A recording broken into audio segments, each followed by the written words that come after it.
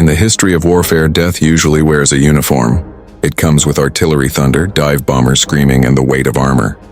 When you see the enemy, you know to run or hide.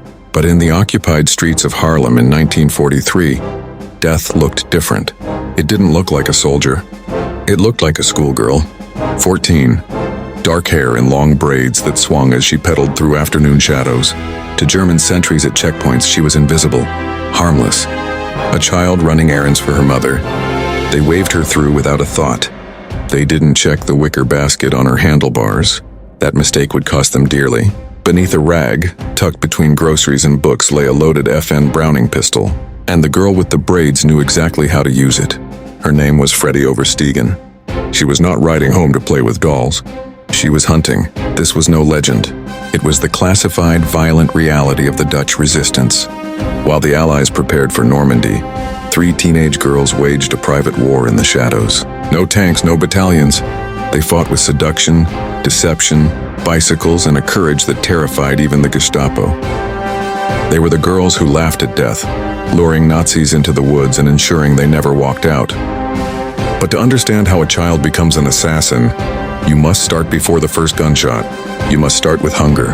Freddy Oversteegen was born in 1925 near Haarlem, not into postcard Holland, but working-class struggle. Her family lived on a barge, smelling of river water, coal dust, and survival. Her father was a dreamer. Her mother was iron. Truus Oversteegen was a communist and a fighter. Refugees from Lithuania hid on their barge. Freddy and her sister Truus learned early. When people are hunted, you help them. You act, you don't look away. After the marriage collapsed, they moved to a cramped Haarlem apartment. Poverty deepened, straw mattresses, patched clothes, but dignity remained. Their mother taught them that humanity was non-negotiable. The girls were enrolled in the Dutch Youth Federation. While other girls learned sewing, they made dolls for orphans of the Spanish Civil War. They learned the world was dangerous and fascism was rising. Then the invasion came, May 10, 1940. Blitzkrieg smashed through the Netherlands. Rotterdam burned, the Queen fled. In 5 days it was over. German troops claimed the streets of Haarlem. Swastikas draped buildings, jackboots echoed through markets. While many Dutch citizens tried to keep their heads down and wait for liberation, the Oversteegen home chose a different path. They resisted almost immediately. It began with illegal pamphlets printed in their living room. Freddy and Truus, just teenagers, slipped through alleys at night past curfews, posting warnings over German propaganda. Their message was simple: don't go. For every Dutchman working in Germany, a German returns to the front to kill. Dangerous work, but soldiers dismissed them as children incapable of harm. That illusion shattered in 1941 when Frans van der Wiel, commander of the Haarlem Council of Resistance, knocked on their door. He knew what they'd been doing, and he hadn't come to stop them. He had come to recruit them. Frans van der Wiel wasn't there for flyers.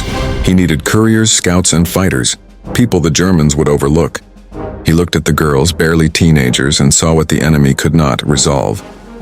He asked them the question that would end their childhood. Are you willing to learn to use weapons? The room went still. No one pretended this was harmless work. This was treason, punishable by death. Truus spoke first. Will we have to kill people? France didn't soften the truth. Yes, but only traitors, collaborators, and those hunting our people. Those sending Jews to camps. Freddy felt her heart pound. Then both girls looked to their mother. Truus faced the unthinkable, allowing her daughters into a war that swallowed adults whole. But she also saw the roundups, the cruelty, the neighbors disappearing. She nodded. Only one rule: stay human. Do what you must, but never become like them. That rule would haunt Freddy for the rest of her life. But the decision was made. The girls entered the resistance. Training began immediately. Freddy learned to ride her bicycle without using her hands so she could hide weapons under a blanket. She memorized escape routes, alley shadows, and which doors in Haarlem stayed unlocked. She trained with pistols, cartridges cold in her fingers. She learned to shoot at close range, to aim for the chest, to fire twice. She never forgot the weight of her first weapon, a tool built only for ending lives. They trained in sabotage too. Learn which rails to loosen so trains derailed. Learn to pour sugar into fuel tanks. Learn to cut telephone lines without being seen. These lessons were taught quietly, urgently in barns and back rooms. But the most chilling training was this: how to approach a man, smile, and lead him to his death. Truus excelled first. Freddy watched her older sister transform into someone who could flirt with danger literally. They practiced personas, a lost girl asking for help, a friendly passerby, a charming teenager inviting an officer for a walk. None of it felt real. None of it felt like them. But war didn't care about childhood. The missions escalated quickly. They scouted airfields disguised as curious schoolgirls.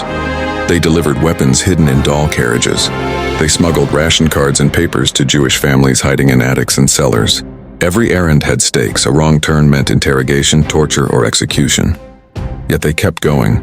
Two teenagers walking calmly past German armed patrols with explosives under their coats.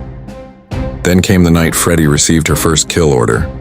France handed her a description and a location, a Dutch collaborator responsible for identifying families in hiding. His actions had condemned dozens.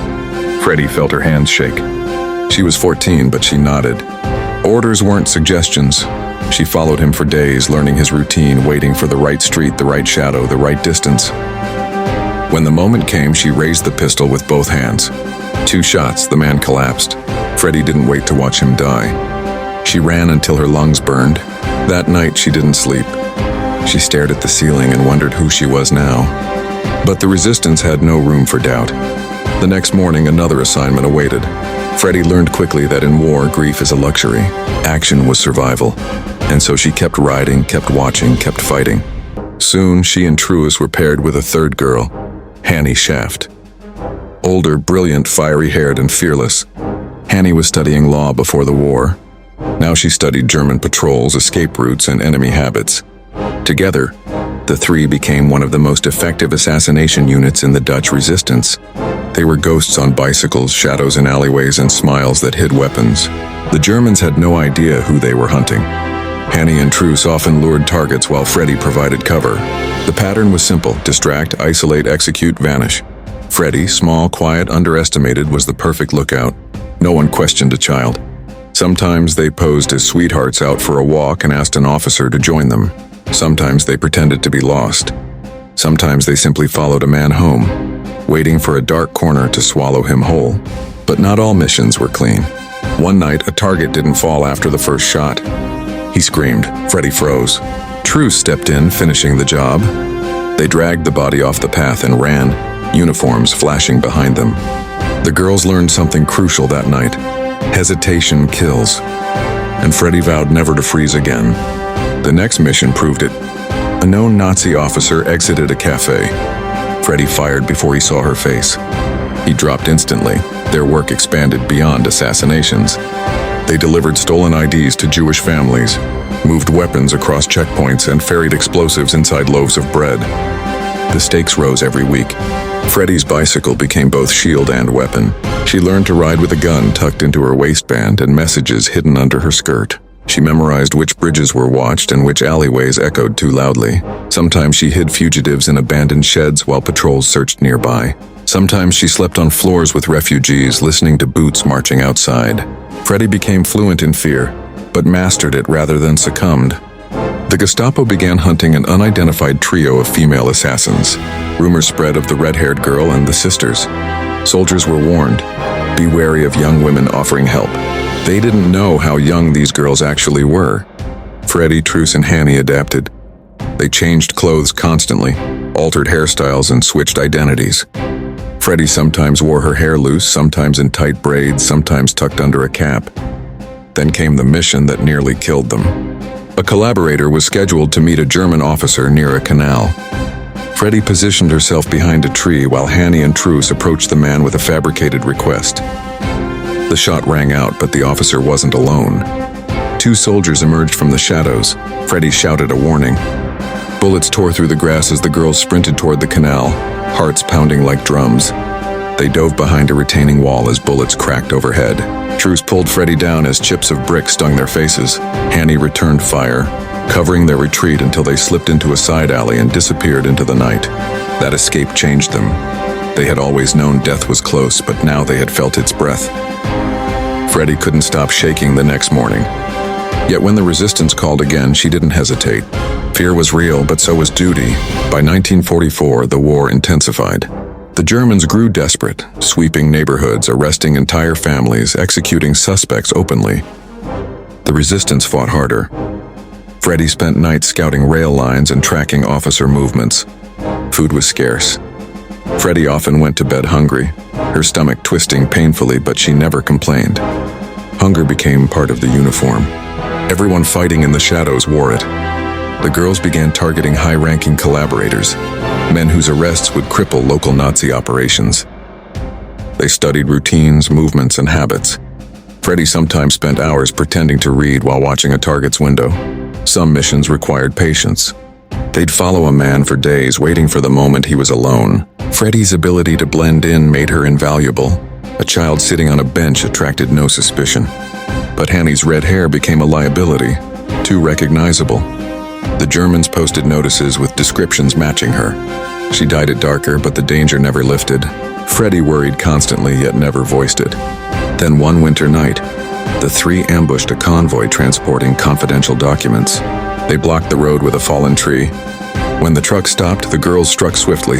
Shots, shouts, a frantic scramble in the snow. Freddy grabbed the documents while Hannie and Truus held off the guards. They fled into the woods, boots crunching through frost as they vanished between the trees. The intelligence they recovered saved dozens of resistance members. The Germans retaliated fiercely. Innocent civilians were rounded up. Entire streets were searched. Freddy felt guilt coil inside her, but France reminded her, the blame belongs to the occupiers, not to those fighting them.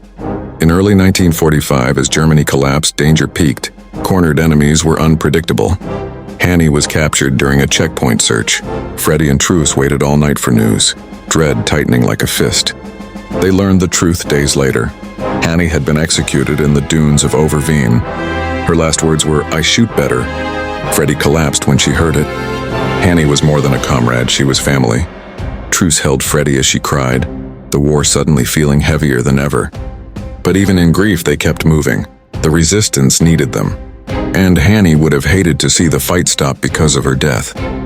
In the final weeks before liberation, Freddy carried messages between resistance cells, dodging patrols that grew more frantic by the day. She knew the end was near. The Germans were running out of men, out of bullets, out of time. When Canadian forces finally entered Haarlem, Freddy watched soldiers roll through the streets she'd ridden her bicycle on in fear. People cheered, flags waved, and church bells rang for the first time in years. But liberation didn't erase the war. Freddy was only 19, yet carried memories that belonged to an old woman. Faces she couldn't forget, shots she couldn't unhear, and the echo of Hannie's smile in every quiet moment.